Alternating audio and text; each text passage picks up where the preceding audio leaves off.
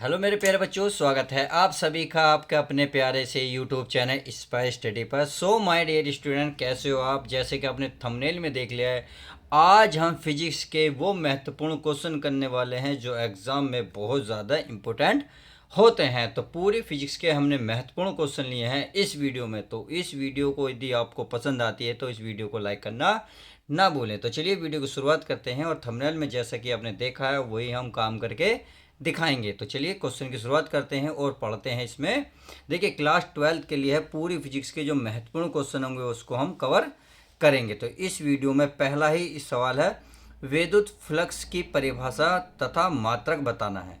तो इसका आंसर है, विद्युत क्षेत्र में स्थित किसी क्षेत्रफल में, यानी कि विद्युत क्षेत्र में स्थित किसी क्षेत्रफल में अविलंबत गुजरने वाली विद्युत बल रेखाओं की संख्या को, यह विद्युत बल रेखाओं भी कह सकते हैं या कह सकते हैं विद्युत बल रेखाओं की संख्या को विद्युत फ्लक्स कहते हैं। इसे फाई ई से प्रदर्शित करते हैं। देखिए, फाई ई बराबर होता है इंटू ए। ई क्या है? विद्युत क्षेत्र। ए क्या है? क्षेत्रफल। अगर इसके मात्रक की बात की जाए तो मात्रक होता है न्यूटन मीटर स्क्वायर बटे कूलम। तो ये इसकी परिभाषा हुई। अब देखते हैं नेक्स्ट क्वेश्चन। क्वेश्चन नंबर 2 है आपका, रेखीय आवेश घनत्व से आप क्या समझते हैं? तो आपको रेखीय आवेश घनत्व की परिभाषा बतानी है। तो चलिए समझ लेते हैं। किसी तार के प्रति एकांक लंबाई पर वितरित आवेश की मात्रा को रेखीय आवेश घनत्व कहते हैं।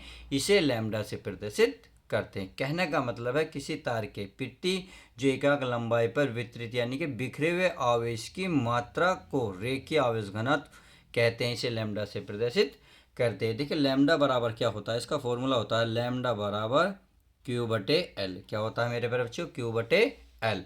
तो मात्रक अगर मात्रक की बात की जाए, क्यू क्या है? कूलम। तो इसके यानी कि आवेश का मात्रक कूलम, एल क्या है? लंबाई, लंबाई का मात्रक मीटर। तो इसका मात्रक हो गया कूलम बटे मीटर। अब क्वेश्चन नंबर 3 ये बोल रहा है, एक कूलम आवेश में कितने इलेक्ट्रॉन होते हैं? तो देखिए, क्यू का मान कितने होता है? एक कूलम। एन का मान पूछ रहा है, इनके कितने इलेक्ट्रॉन होते हैं, यानी कि इलेक्ट्रॉनों की संख्या पूछ रहा। अब हमें इलेक्ट्रॉन पता है 1.6 गुणा 10⁻90 कूलम होता है। तो Q बराबर क्या फॉर्मूला होता है? ये होता है Q बराबर एन ई। अगर हम यहाँ से N का मान निकालेंगे तो N की गुणा में E, गुणा की चीज़ कहाँ पहुँचेगी? भाग में। तो Q बटे E बन जाएगा बराबर। अब मेरे प्यारे बच्चों, Q का मान कितना दिया है? 1, सही है। और E का मान है 1.6 गुणा 10⁻19, तो वो हमने यहाँ लिख लिया। अब जैसे ही मैं इसका देखिए पॉइंट हटाऊंगा, इसका पॉइंट हटाऊंगा तो ऊपर क्या बन जाएगा? 10। तो ये बनेगा 10/16। तो ये छोटा चलेगा, तो छोटा चलेगा तब पॉइंट लगा के कितना बन जाएगा? 2। कितना बन जाएगा? सॉरी, 100। जब 100 बनेगा तो 16 छिंग कितने होते हैं? 96। कितने होते हैं? 96। 100 में से 96 घटाओगे कितने बच्चे मेरे प्यारे बच्चों? 4। पॉइंट लगा हुआ है तो इसलिए बन जाएगा 40। तो 16 दूनी कितना हो जाएगा? 32। और फिर 16 पंजे 80। और ये जो माइनस में जैसे ही ऊपर जाएगा प्लस बन जाएगा। तो आई होप क्वेश्चन समझ में आ गया होगा कि एन की जो वैल्यू निकल कर आएगी 0.625 गुणा 10⁻19। सही है, क्योंकि इसका कोई मात्रक नहीं होगा, क्योंकि इन्हें केवल संख्या पूछ गया। तो क्वेश्चन समझ में आ गया। अब क्वेश्चन नंबर 3 समझते हैं। सॉरी, क्वेश्चन नंबर 4 क्या कहता है?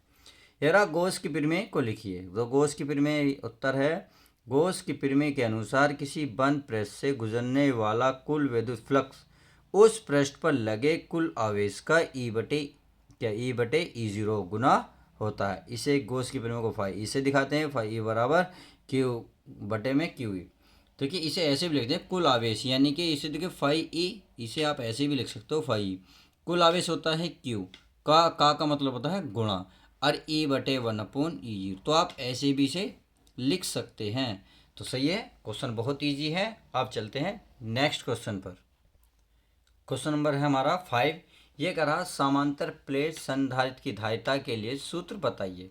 तो समांतर प्लेट संधारित्र की धारिता को दिखाते हैं हम C से। तो C बराबर फॉर्मूला होता है K × A × E0/D, जहाँ K क्या है? आपका परावैद्युतांक है।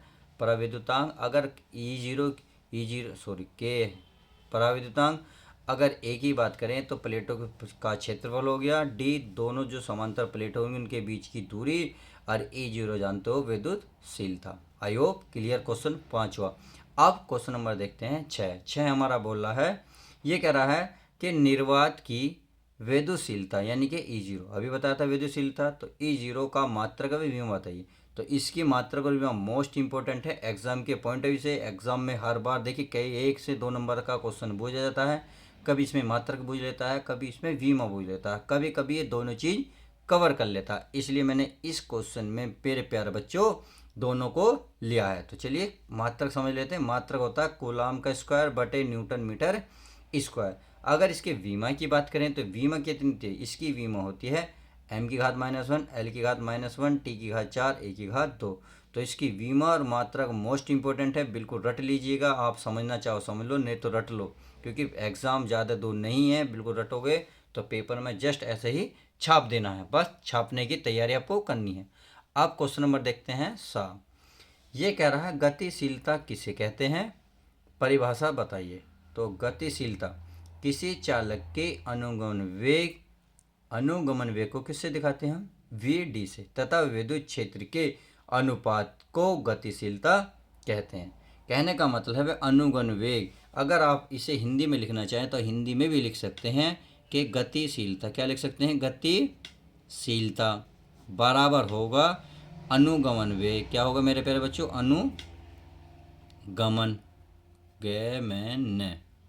अनुगमन वेग बटे क्या होगा फिर क्या E यानी कि विद्युत क्षेत्र। तो ये हमारा इसका सही आंसर हो जाएगा। आप चाहो तो हिंदी और चाहो तो इंग्लिश, दोनों में चाहो कैसे भी लिख सकते हो। आज का क्वेश्चन बिल्कुल इजी है, आसान बिल्कुल है। तो चलिए क्वेश्चन नंबर देख लेते हैं 8 हमारा क्या कहता है। ये बोल रहा है कि चुंबकीय यामोत्तर की परिभाषा लिखिए। तो इसका आंसर है किसी स्थान पर अपने गुरुत्व केंद्र से स्वतंत्रता पूर्वक लटकाई गई चुंबक के चुंबकीय अक्ष से गुजरने वाले ऊर्ध्वाधर तल को चुंबकीय यामोत्तर कहते हैं। तो परिभाषा इजी है, समझ गए होंगे। अब क्वेश्चन नंबर देख लेते हैं नेक्स्ट, क्वेश्चन नंबर 9। ये कह रहा है विद्युत चुंबकीय तरंगों के 2 गुण लिखे, यानी कि जो विद्युत चुंबकीय होते हैं उनके 2 गुण क्या होते हैं वो आपको बताने हैं। तो पहला इसका गुण है नंबर 1, ये अनुप्रस्थ तरंगे होती है, नंबर 1। नंबर 2 है ये प्रकाश की चाल से चलती है, यानी कि जैसे ही प्रकाश चलता है उसकी चाल से बिल्कुल सेम टू सेम चलती है। तो आई होप क्वेश्चन नंबर 9 भी क्लियर हो गया। अब क्वेश्चन नंबर देखते हैं 10।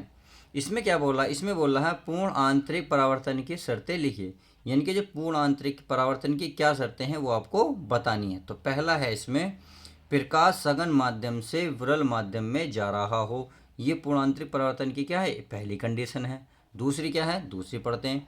ये बोला इसके बने प्रतिबिंब में वर्ण विपतन को दोष नहीं होता है, वर्ण विपतन में दोष नहीं होता है। तो क्वेश्चन समझ में आ गया। अब क्वेश्चन देखते हैं नेक्स्ट, यानी कि 11वां। तो क्वेश्चन नंबर 11 क्या कहता है, पढ़ लेते हैं इसे भी। ये रहा सूक्ष्मदर्शी की विभेदन क्षमता को कैसे बढ़ाया जा सकता है, यानी कि जो सूक्ष्मदर्शी होती है उसकी विभेदन क्षमता को किस प्रकार से बढ़ाते हैं वो आपको बतानी है। तो क्वेश्चन को समझ में आ गया। तो क्वेश्चन का आंसर है कि छोटी तरंग दैर्ध्य का प्रकाश प्रयोग करके, यानी कि जो छोटी तरंग दैर्ध्य का है प्रकाश प्रयोग करके सूक्ष्मदर्शी की विभेदन क्षमता को बढ़ाया जा सकता है। ये क्वेश्चन कई बार एग्जाम में आया यार, बच्चे बड़े कन्फ्यूजन होते हैं क्योंकि सूक्ष्मदर्शी का सब कुछ तैयार कर लेते हैं पर कि इसकी क्षमता कैसे बढ़ाते हैं ये चीज़ें भूल जाते हैं। और 2 नंबर में क्वेश्चन आपको देखने को मिलेगा। तो आई होप क्वेश्चन बिल्कुल क्लियर हो गया होगा, बिल्कुल भी कोई डाउट नहीं रहा होगा। तो अब चलिए क्वेश्चन नंबर देख लेते हैं, 11 हो गया। अब क्वेश्चन नंबर देखते हैं 12 हमारा क्या कहता है। क्वेश्चन 12 है दे ब्रोगली सिद्धांत से आप क्या समझते हैं। तो चलिए इसको पढ़ लेते हैं। ये बोल रहा है दे ब्रोगली के सिद्धांत के अनुसार गतिमान कण तरंगों की भांति व्यवहार करते हैं, यानी कि दे ब्रोगली की जो सिद्धांत है उसके अकॉर्डिंग बात करें तो गतिमान जो कण होंगे तरंगों की भांति व्यवहार करते हैं। तो क्वेश्चन समझ में आ गया। अब क्वेश्चन नंबर देखते हैं 13 हमारा क्या कहता है। 13 बोला नाभिकीय रिएक्टर में क्या मंदक का क्या कार्य है, किसी एक मंदक का नाम बताइए, यानी कि नाभिक रिएक्टर में जो मंदक है ना उसका क्या कार्य है वो बताना है, तथा इसके साथ साथ हमें एक मंदक का नाम भी आपको बताना पड़ेगा। तो चलिए इस क्वेश्चन को बड़े ध्यान से पढ़ते हैं। इसमें बोला है, इसका आंसर देखें तो ये मंदक का कार्य न्यूट्रॉन की गति को मंद करना है, यानी कि जो न्यूट्रॉन की गति होती है उनको मंद करने, या आप ये कह सकते हैं इनकी गति को कंट्रोल करता है। क्या, मंदन न्यूट्रॉन की गति को क्या करता है, मंदन। अगर इसके एग्जाम्पल की बात करें, मंदक का नाम करें तो भारी जल 1 न्यूटन मंदक है, यानी कि भारी जल इसका एक क्या हो जाएगा, नाम हो जाएगा या इसका उदाहरण हो जाएगा। क्वेश्चन समझ में आया। अब क्वेश्चन नंबर देख लेते हैं, क्या है हमारा 14। ये बोल रहा है विभव प्राचीर से आप क्या समझते हैं। तो इसको समझने के लिए आपको डेफिनेशन बहुत अच्छे से समझनी होगी। इसमें बोल रहा अवक्षय परत के सिरों के बीच उत्पन्न विभवांतर को विभव प्राचीर कहते हैं, यानी कि अवक्षय परत के जो बीच में उत्पन्न होगा विभवांतर को ही विभव प्राचीर कहते हैं। तो आई होप आज की वीडियो बहुत अच्छी समझ में आई होगी, अच्छे से आपने तैयारी भी कर रखी होगी, तो मुझसे आगे आगे आपने आंसर दे भी होंगे। जिसमें नहीं आपको डाउट आया होगा वो भी डाउट क्लियर हो गया होगा। तो चलिए मिलते हैं कुछ ही और यूनिक वीडियो के साथ। जब तक के लिए दोस्तों goodbye, take care, love you guys.